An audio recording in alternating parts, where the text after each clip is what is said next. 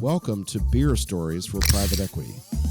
Join us for our weekly happy hour, tapping into 27 years of PE experience, one pint at a time. Beer Stories for Private Equity is powered by Monogram Group. On today's show, we're excited to be joined by Amy Silverstein, partner with E2P in Chicago. And for Monogram Group, here's your host, Scott Markman. Please fasten your seatbelts. Amy, thanks for joining the podcast. We're going to jump into it right away. Got a lot of great stuff to cover here. I want to start with your career path and how you eventually ended up in private equity, because it is the road less traveled. You started and spent a vast majority of your career in consulting and became a pretty high-level partner. You can tell me how high level at Deloitte. So summarize what you did at Deloitte and leading to eventually saying, I'm going to do something else at this stage of your career. First of all, at this stage of my career, Scott, I'm just getting started, just so you know. Love it. I had to laugh at that part of the question. I know, but it's a fair question. So I'm going to give you big picture, and then I'll get into more detail. Sure. I look back to the beginning of my career, like 90s management consultant, pre-Y2K, then ultimately a corporate ESG strategy pioneer at Deloitte, and then now private equity partner. It seems almost paradoxical on the surface.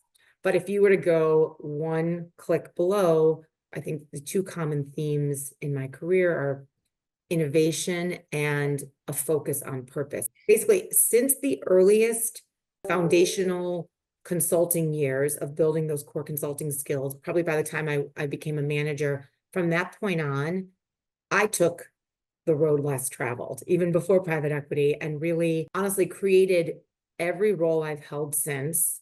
And it's always been at the leading edge of the next frontier of the market for purpose, ESG, and sustainability. I left as a partner in growth strategy. I was there for 20 years, and I was a founding member of the ESG strategy practice within growth strategy. So why does that matter? For all the many years before that, Deloitte and so many others understood ESG as a practice within our audit practice. It was a reporting, compliance, assurance function. And me, along with a few others, some would call us crazy until we were brilliant, right? Really saw the opportunity in working with these public companies, Fortune 100 companies, to bring social, environmental, governance considerations into growth strategy as predictors of risk and growth. So the last 5 years at Deloitte, I was fortunate to advise some of the most iconic consumer-facing companies, the largest global pharmaceutical company, largest social media company, global prestige makeup company in the US, and had really seen firsthand how, by taking this approach, the power of ESG to save money, grow revenue, and scale impact. And I was excited about the opportunity to apply that to the ownership model. And I can talk a little bit more about what had sparked that, but that was really the shift. And I'd say one other thing, which is when I was introduced to E2P, my practice had really hit its stride. And in some ways it would seem like the worst time or the most antithetical decision to leave. But it did force me to do some self-reflection and think about what was that consistent theme across my career. And I realized I love shaping new ideas and building new assets. Other people smarter than me come along and grow and scale them. I'm more excited by the next frontier. And ultimately, it was less about leaving consulting and more about running towards the next opportunity. And that's what E2P represented to me. So two things. Number one, there is this kind of gratifying and rewarding aspect of working for the biggest, most well-known clients in the world. And that's not the lower middle market. There's no better or worse, it's just wildly different. And the second of which is, how big is Deloitte? 50,000 people? I don't even, they're gigantic and a global. 150,000 people in the US. Okay, right. I didn't mean to underestimate. Right. And now you're at 20. It's like a wildly different ends of, I'll call it the scale and complexity spectrum. So again, I'm not saying there's anything's better or worse, but it's just wildly different. So beyond the craft, there's the situation and the reality of day to day and how you are partnered at a 150,000 person organization versus 20. So just talk about that for a second. As I said, I had somewhat of a vision around shifting into the ownership model. And a constant question throughout my interview process, which we still joke about today, is like, how are you going to feel waking up in Denmark, Wisconsin? That was the running joke. So, you know what? And our That's private CEO, equity. You're in these two horse towns, but that's a big factor, right?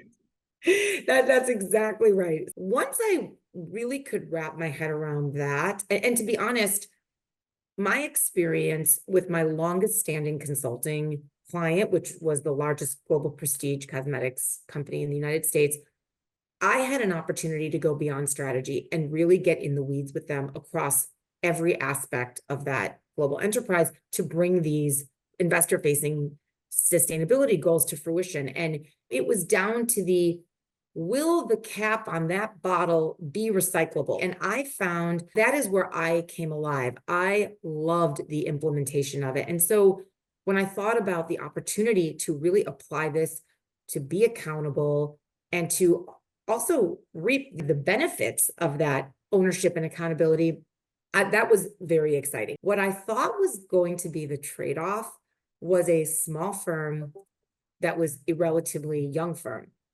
And what has surprised me is that has actually been one of the most exciting and best aspects of this shift. The opportunity to be more creative. And you had asked me about what's different coming into private equity. And so I don't know if this speaks to middle market, a smaller firm, or PE broadly, but the emphasis on saying what you mean and then doing what you say and backing it up with facts, that's not at all a negative statement against consulting or big organizations, but it's like there is this much distance between you and the CEO or you and the manufacturing, and that's very different than the world I came from and something I have found gratifying.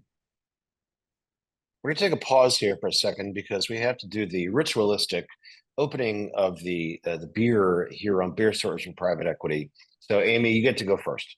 Okay, great. Ritualistic. And so, most folks are listening, not looking. What is the beer?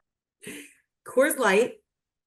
Okay. That is this is my nod to summer and water skiing and summertime in Wisconsin. That's what I'm thinking about today on one of the sunny days. All right. Well, for the 5% of you that watch this, you'll see that I'm holding up a can of Kona Big Wave Liquid Aloha. Why is that? Because my golden retriever, whose name is Kona, is right by my side.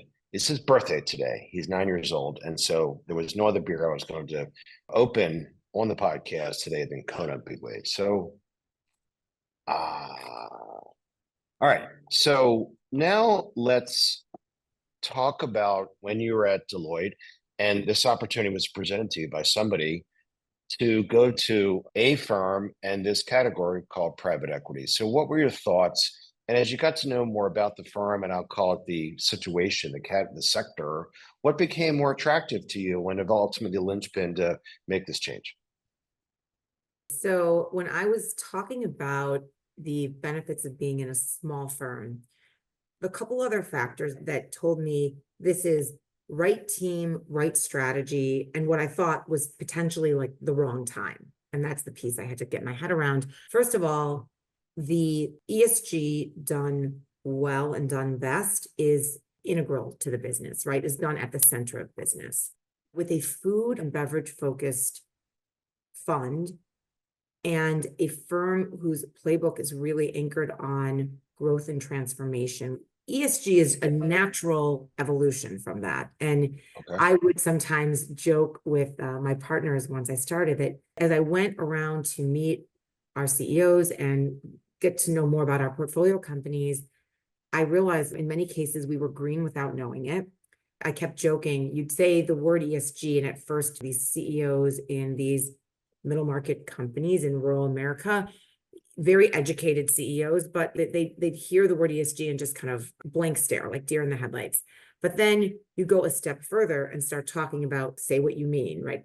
Food safety, product safety, worker health and safety, carbon emissions, food waste, etc. You get the point. The next reaction was almost like, duh, obviously we're doing this. Obviously we're measuring this. So it was clear to me there was a natural and fertile ground for a more formal ESG program and to really optimize and demonstrate value through ESG. Second, Mark and CJ, for the years that I spent really. Okay, just clear. stop right there. Yeah. Who are Mark and CJ? Oh, I'm so sorry. Our visionary co-founders, Mark Burgett and CJ Frawley. Mark was a partner at WindPoint in the food practice there for 15 years, WindPoint Investment Partners. And CJ was the CEO of Sara Lee North America, in addition to other leadership roles at PepsiCo, General Motors, and other CPGs. So what was striking to me is that after spending 5 or upwards of 10 years really pushing this agenda of the intersection of ESG and growth strategy at Deloitte, I meet Mark and CJ in this 6-year-old, 20-person private equity firm, and they got it in a second. And as an example of that, they saw this role as a leadership role. Mark reminds me constantly, you're not the ESG partner, you're the partner in charge of ESG. And certainly ESG is just one of multiple of my responsibilities at E2P, in addition to the brand transformation work you and I just worked on together and the ecosystem, et cetera. But the point being that they saw ESG as strategic and important enough to have a partner level leader accountable and driving that agenda. And that was meaningful to me because I'd seen firsthand where moving it to the center of business, to the CEO agenda and the management team really was the opportunity to optimize the risk and growth benefits. So along these lines, I have a specific question. Think about a lesson or two that you maybe embraced and internalized from your consulting work that you've now applied to what you're doing at E2P. What are 1 or 2 things that you can describe as being transferred and brought from your legacy, your long history in consulting into this world? So the first one is relationships. I mean, I feel relationship building is a superpower of mine personally, and it's something at Deloitte that was fostered and just hammered into you from a very early point in your career that nobody does it alone. And that network in your local office, and then in your national practice, and then globally, when you are navigating a global professional services firm, the largest professional services firm in the world, 150,000 people, the key to success is your relationships and your brand, your personal brand.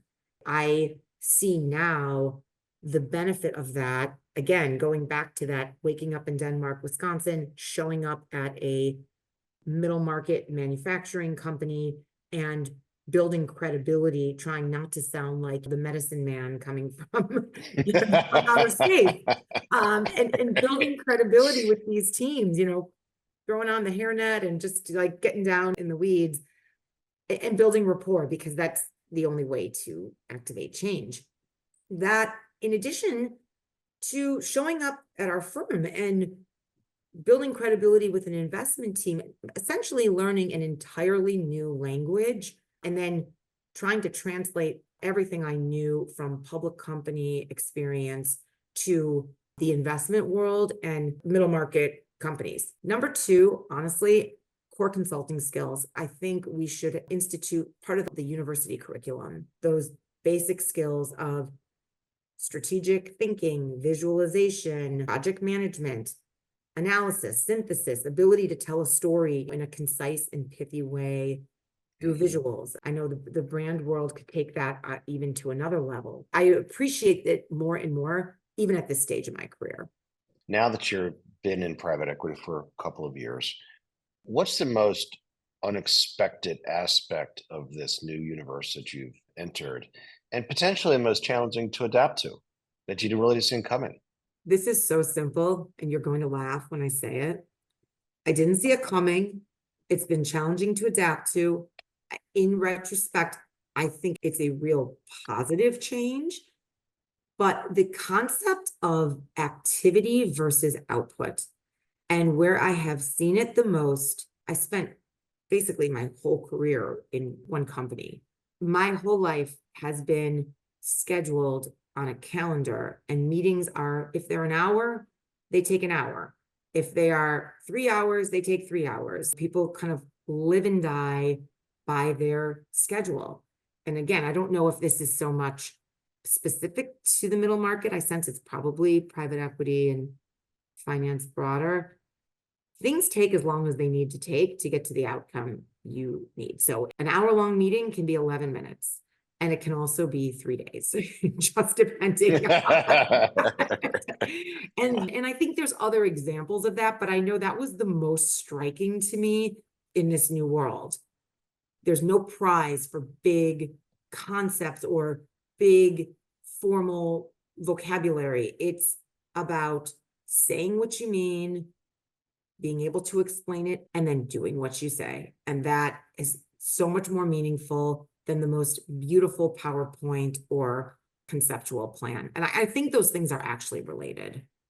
I would agree with that. The things that I have learned over time about private equity that is really essential and central to the understanding and the skill set and the focus is pattern recognition and identifying risk factors and making decisions and recommendations around those pillar considerations, because you're looking at hundreds and hundreds and hundreds of companies to potentially write big checks to, and you have to be able to boil it down to the 2 or 3 that the firm is willing to say yes to.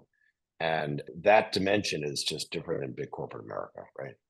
Pattern recognition, absolutely. And I don't know how much that word is ever even used, both in the big funnel of the investment funnel, but then I find even within our portfolio, I'm the single partner that sits on every single board. The ability to see what's working and cross-pollinate ideas from one company to another, just exactly in that vein, has been impactful. I want to now take a moment to really talk broadly about E2P. You mentioned Mark and CJ and their history in food, but let's talk a little more pointedly about deciding to be 6 inches wide and 6 miles deep into food, as opposed to many other sector and investment strategies that many successful firms pursue, which is these folks and the entire firm is focused on, not exclusively, but predominantly in food manufacturing. So what about that? Why? What's interesting? What's exciting? What's going to be the greatest yielder of returns? I mean, why food?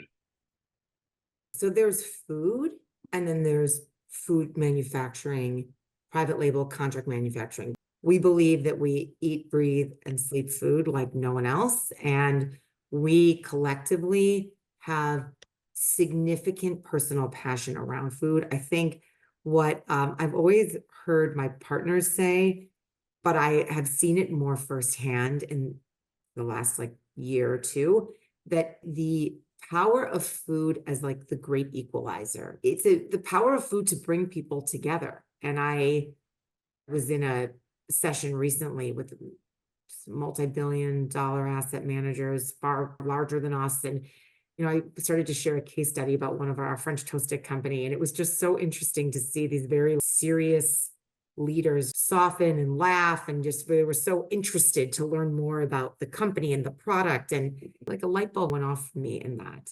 So we love food. We spend our time going to grocery stores. We love talking about food. We go to all the trade shows, and we've got collective 150 years of experience either investing or operating or transforming food and CPG companies. And then the niche of the food space that we operate in is primarily around contract manufacturing and private label. And that is, we're not riding the wave of the brands. We're not riding the high highs and the low lows of the brands, but we're the manufacturing for many of the brands and able to create a more stable and sustainable path to returns. So again, I've seen this firsthand in the time we've worked together, but want you to talk a little bit about the role of culture within E2P. How does that lead to everything that the firm pursues and executes and develops and grows? Strategies, accumulation of talent, evaluation of deals, presentations to investors, and ultimately your financial success with returns. It starts with culture. So let's talk about that. This will be familiar to you. E2P actually stands for Entrepreneurial Equity Partners. When I first heard that name, when I was first introduced to the firm, my understanding, I guess maybe just my assumption, was that entrepreneurial was reflective of the family-owned businesses and the entrepreneurs that Right. we collaborate with. We're typically the first institutional money almost across the board, and we believe we have a real affection for, passion for, and I think real demonstrated expertise in helping family-owned businesses go to the next level, that professionalizes businesses in a way that will be a very easy add-on for a future strategic and potentially a future sponsor acquirer.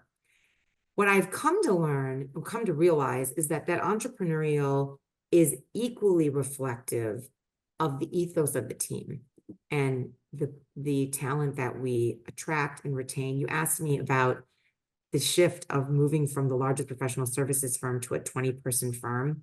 And what it made me think about is, those 20 years at Deloitte, I was under the impression that going anywhere else, especially to a smaller firm, would be an immediate trade-off on talent. And boy, was I wrong. My first visit to E2P, I was blown away by the quality. And I'm not talking about just the other partners. I mean, the associates and the VPs, every member of that investment team, A+ from a capability standpoint. But I think the other real consistency in the kind of people that we hire and then the culture that we foster is that entrepreneurial, fire in the belly, self-starter. And that's at every level of the team. That translates to the other values that make us unique and guide how we approach investments. And that is power of ideas, the power of our experience, the power of transformation, and the power of relationships. So you're really kind of getting at the heart of the process of branding and identifying and agreeing upon the foundational story and how you express it and how it leads to key business considerations, right? Investment considerations. So what was it like to go through this with our agency? And from your side of the fence, what do you think the benefit is? And what's the cool factor? So somebody told me once that the best strategy is just writing down what you're already doing. And that's immediately what comes to mind when you ask that question. This process and exercise, beyond jumping right to a website or jumping right to a logo, what this brand transformation process really forced us to do is it forced us to get very clear on who we are, who we were, who we have become, what makes us different, where we're going, what are our values, what kinds of entrepreneurs or investors or other stakeholders, future talent should want to work for us. What is our value proposition as a firm? And that's been, to me, the most beneficial. And maybe not surprising, but very much clarifying. And so then the cool factor has been seeing the creative deliverables that stem from that. When I look at the split screen on our former website or former logo, yeah, there we go. Enough said. It's like, No. it's not wrong. It's just very generic in comparison, right? It could almost be any firm name. And then when you do the from to and you look at where we are now, I mean, I get a little emotional when I look at the new website because it's so emblematic of the culture. It's so emblematic of our unique office space. It's so emblematic of the culture of this team, which is not a New York black suit, blue suit private equity firm. It's definitely more creative and innovative and friendly and From this side of the fence, the one thing I can say from the work we've done together that goes live next week is we are always in search of unique story, I'll call it brand opportunities. And look, we've worked in private equity for 28 years. We've had almost 90 clients. And the penchant could be to kind of a little bit same old, and that's fine. And we're the opposite. We are in search of unique, interesting, personal, dynamic content, visual, verbal photography to be able to package and to say, only you could be this. And if we have arrived at that, we have won together. And it doesn't happen too often. There are compromises and all of this stuff. But I look at the work that we've done together and I'm just like, holy shit, only this body of work could be E2P. Everything about it, literally everything. And what's cool about it is the first day I walked in your office last, I don't know, July or August, whatever, and I looked at the decor of the walls and I'm like, I've never seen this before. Like most folks in your line of work would just not do this. And so it instantly said there's something different going on here. I need to learn why, because it's visually manifested. And so to arrive after all this collaborative work at a place that hit the bullseye on the opportunity is just, from the agency side, so gratifying. We have an expression in the agency for decades, and I didn't make it up, but it's really true. The best work never sees the light of day without a client who will buy it, and you bought it. I've never heard you use that filter before on creating a brand that literally nobody else could claim.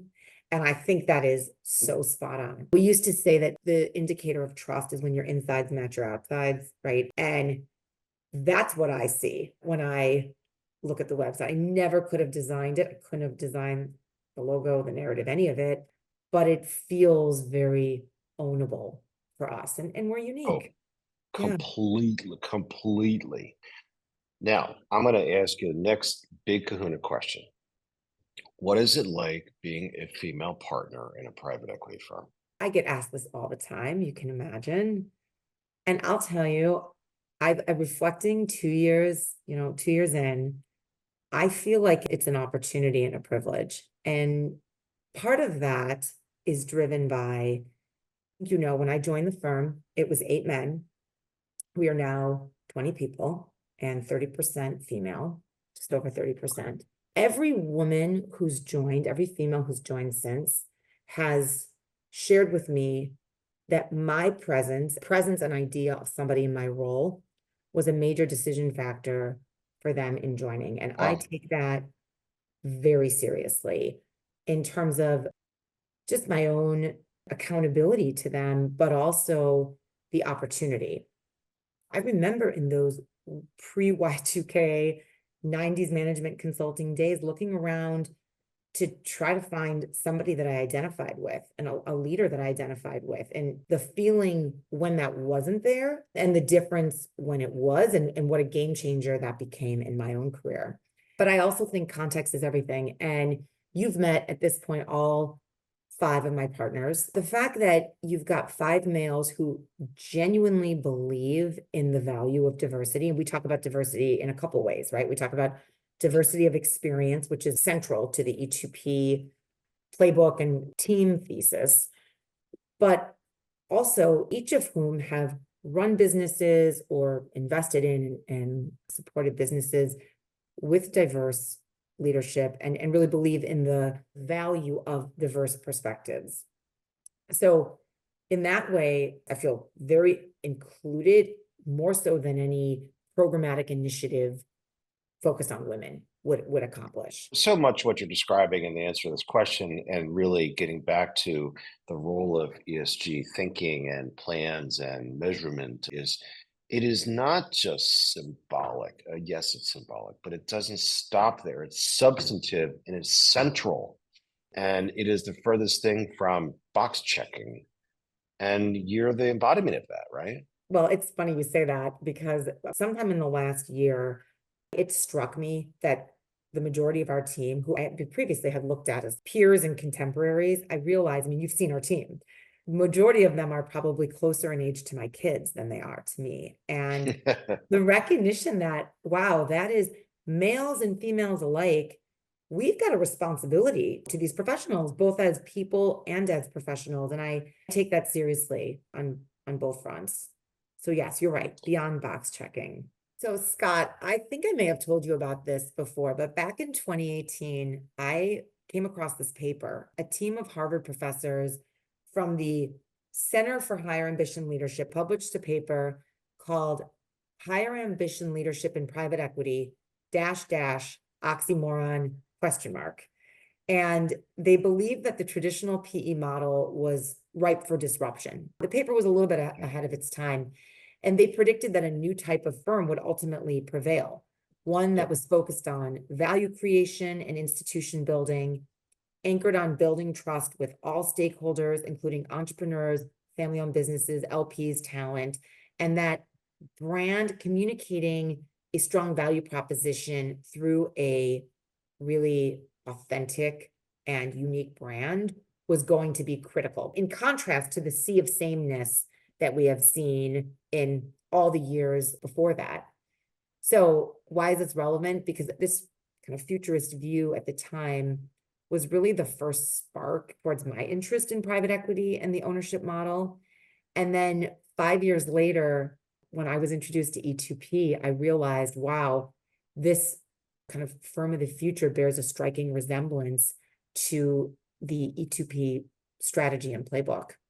This is a recent story, relevant story, and I won't name names, but a client of ours is closing fundraising, successful fundraise, and their last potential investor, before they said yes, had a box to check. And the box to check was actually about brand and marketing. And it was summarize the story of how and why you've invested in brand and marketing in the last, let's say, 5 years, and how it's played out. And they wanted just a succinct, I'm talking 10 slides with substance and data. So we put together, 10, 12 slides, whatever it was, and gave it to them. So, I just haven't caught up with them in the last couple of days to sort of say, well, how did that presentation go? But my point is, the investors are starting to use this kind of initiative and centrality of telling your story and doing things differently, and all of it as a precursor to investing, because they have lots of choices. Everybody's really smart and really motivated and really successful, and you still have to go further. And the investor was looking to our client to close the loop on that. And I thought that was just eye-opening, because investors can do whatever they want. And even they're understanding that this is what the best firms do. We used to pull out this slide at Deloitte on this study that was done 10, 15 years ago, demonstrating that with a quantifiable case for the 180-degree shift in public company valuations from being primarily tangible asset related to now, I think it's something like 70-30. It used to be 70% tangible asset based on tangible assets, 30% intangible, and now that has flipped to be exactly the opposite, with the majority of company valuation connected to intellectual property, talent, brand assets, et cetera. And then now you see that really following suit, both in investment firms, but then also in the underlying holdings. So one of the things that we've always pointed to as to what is the impact and value of brand, and I'm going to say this is not private equity, but it's directionally correct. There are two things that a brand can do for any product or company.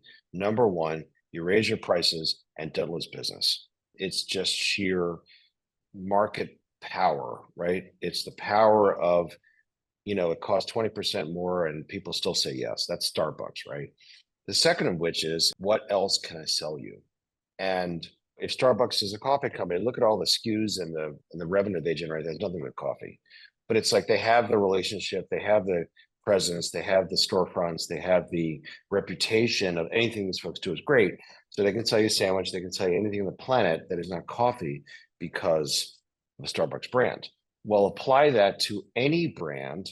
Let's just say one of the companies that you invest in that are private label manufacturers. It's still relevant to them because brand is brand, people are people, business is business. Whether it's big or small, B2B, B2C, it doesn't matter. Brand is brand, and the influence of business and decision-making is the same. Raise your prices and I still love you. And if you sold me this, you can sell me that. That's it. I'm thinking about myself as a consumer equally as an investor right now. And Now, look, to take that as a paradigm and apply it to private equity requires a lot more, translation, nuance. Absolutely.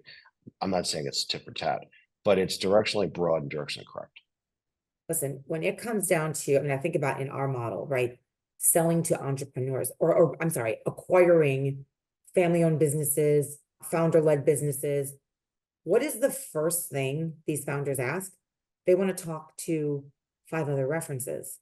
So if you have not delivered on that brand, done what you said over the hold period and beyond, well, you've lost a pretty critical reference base. And it's critical to the kind of ongoing, to the flywheel of our playbook to keep delivering on that brand.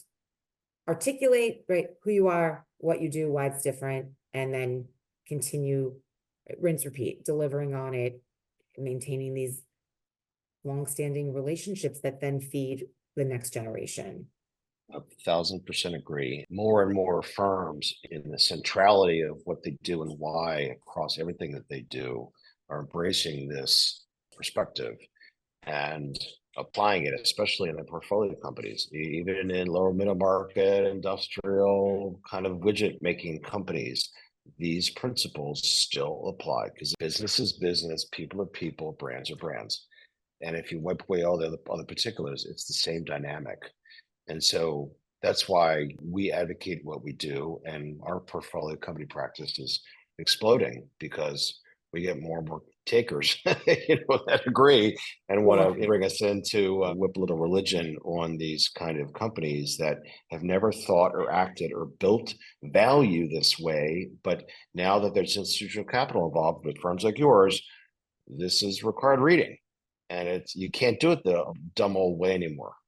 Last thing I'll say, Roscam Baking Company, brand refresh, and that was a mindset shift, right? That's going from we're a reactive contract manufacturer to, wait, our customers need us to be more proactive and bringing ideas and defining who we are.